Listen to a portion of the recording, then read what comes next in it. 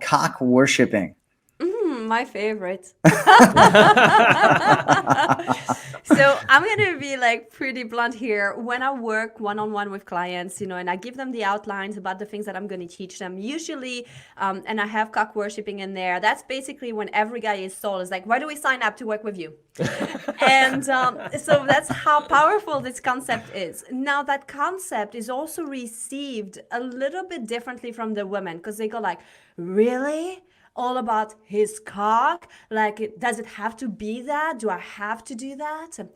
And I want to share a concept here that you have to remember that guys are wired a little bit differently.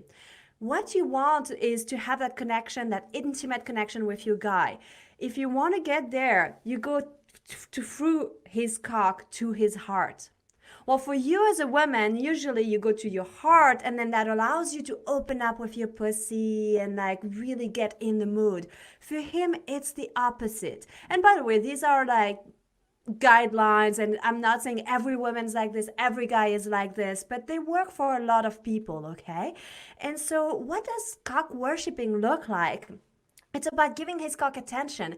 Again, it's giving his cock attention with no expectations. If there are any guys listening right now, you have to drop the expectation that she needs to finish you off, make you come, or give you X amount of time of blowjobs or hand jobs or whatever that is. Um, and one really important concept I also want to bring in here before I let you talk, No Kevin, worries. is Continue. is about stopping the boner shaming that goes on. And this is very subtle and not subtle the way women do that, but oftentimes they go like, again, your cock, or they laugh, or they say like, even between them, like, oh, the guys, it's all about their penises. And like, there's always a little hint of like either shaming or making fun of. And every time you do that, you're literally like hurting a man. And we have to stop the way we talk about penises, cocks, dicks, whatever we want to call these. We have to stop. And if worshiping is not the word you want to use, but really appreciating and loving them for who they are and loving them through and with their penises. And if we can do that, then it can change our interaction between men and women. Yeah, absolutely. So I didn't know if Matt wanted to add anything in there, but you know, the real key to making that work is exactly what you said, Celine, which is as a guy, we can't have expectations that every time she touches us, that's automatically going to lead to sex or somehow she has to finish us. And that's one of the big things that we teach in our online courses too. It's like, again, if there are men listening, man, one of the biggest things I could teach you is to drop those expectations and learn how to move the sexual energy through your body so that if you do that, she'll actually touch your cock more often. And that's the thing is you want to talk about how to drive a man wild, right? Which is the whole point of this conversation, secrets to drive a man wild. If you want to drive him wild, it's that constant stimulation all the time. You walk by him in the kitchen and you grab his cock, or you're rubbing his shoulders, or all those little things. That constant, what we call the constant state of arousal, will drive him wild, guaranteed. But it only works if every time there isn't an expectation. Because if there is an expectation, you're not going to do it when you walk by him in the kitchen.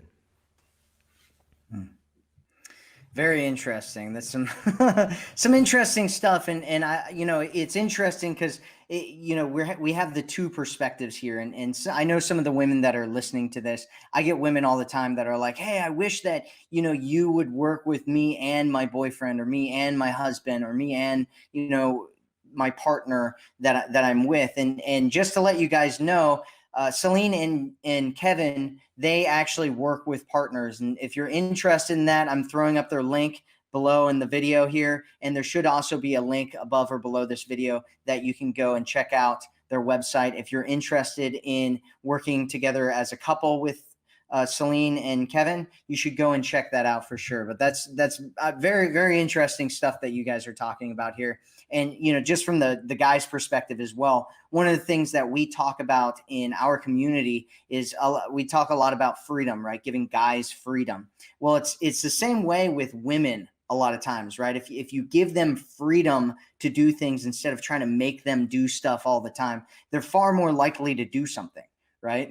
Because they want to, and they don't feel like they're being forced to do it anymore. And so suddenly it comes from this place of desire, this place of, I want to please this person. I want to be great to this person. I want to celebrate this person, instead of this place of, man, this person's forcing me to do this thing again, and I don't like doing it, and it's this horrible chore. And so, yeah, I mean, that's great information right there. And I'm going to probably speak for a lot of women. I don't know about you, all women listening, but me, every time I get to give him, my husband, a boner, I feel super powerful. I'm like super powerful sex goddess. And I'm like, oh yeah, this feels really good to me as well. And then there's this whole thing that happens when it's like, I gave him a boner, he's got the energy, and then he wants me and he chases me. And that whole thing of being chased is really good for me, where I go like, oh my gosh, my man wants me. So you're really working with that dynamic of polarity and attraction and playing with that. And that's how you can keep your sexuality alive, especially when you've been together for several years. We've been together for over 4 years and we still feel attracted. We still want sex with each other. It's still not something that has been put in the back burner, because we apply everything that we teach. That's awesome. That's awesome.